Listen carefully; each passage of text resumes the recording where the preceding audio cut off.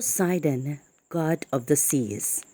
Poseidon, along with his brother Hades and his sisters Hestia and Demeter and Hera, was swallowed at birth by his father Cronus.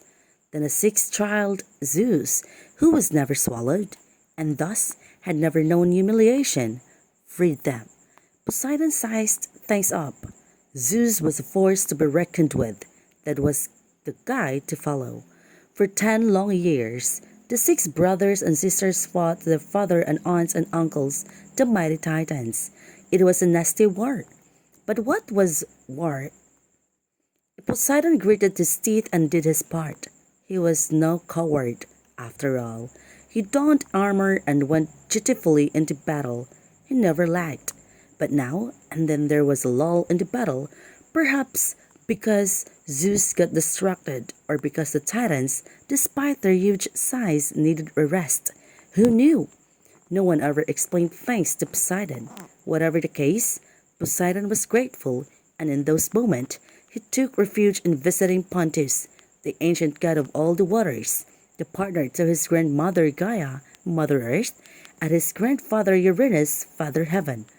He swam in Pontus's waters, and despite how badly his life had gone so far, despite all the time locked up in his father's belly, despite all the long years of savage war, he was happy.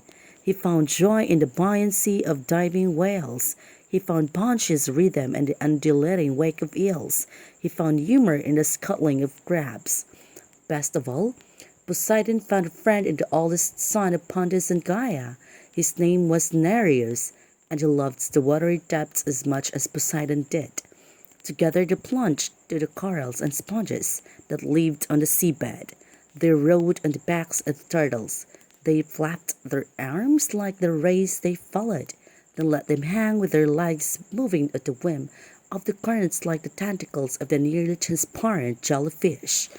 But then it was back to war, until the glorious moment when the 100-handed sons of Gaia joined the battle on Zeus' side, and then the Cyclops gave Zeus the thunderbolt, and Hades the helmet and made him invisible, and Poseidon the trident.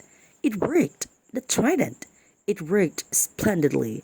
Poseidon struck it on the ground, and the earth shook. Boulders tumbled to the sea. Rivers overflowed their banks. Ha! The Olympian gods won, and Zeus appointed Poseidon ruler of the seas. Poseidon knew his brother felt the seas were an inferior arm to rule. Ha! Again, nothing could have pleased Poseidon more. With his black mane flying out behind him, he swam the seas in search of those who might need his help. It was a welcome antidote to that tedious war, and when he wasn't patrolling, he let himself be absorbed in the watery mysteries. That's when he discovered the finest mystery ever. She was the granddaughter of Pontus and Gaia, and the daughter of the lordly sea god Phorcys and the lovely-cheeked sea goddess Sato. That heritage made her the perfect wife in Poseidon's eyes. She was one of 3 sisters, called the Gorgons. The other 2 sisters were mortal, like the gods, but Medusa, as she was called, was mortal. Poseidon found her mortality that much more alluring. She was vulnerable. How amazing to know someone vulnerable! He put his arms out and let the serpents of her hair swarm around them. Good! Those serpents could bite and poison. Good protection. He gingerly touched the wings that jutted from her shoulder blades. Good, good! Those wings could carry her far from an attacker. He stroked her scales. How very good indeed! They were harder than armor, and most assuring of all, she had a special power. Anything mortal that looked directly at her face would turn instantly to stone. That should do it. And so, Poseidon felt almost safe in loving Medusa. They reveled together in his key kingdom, at least for a while.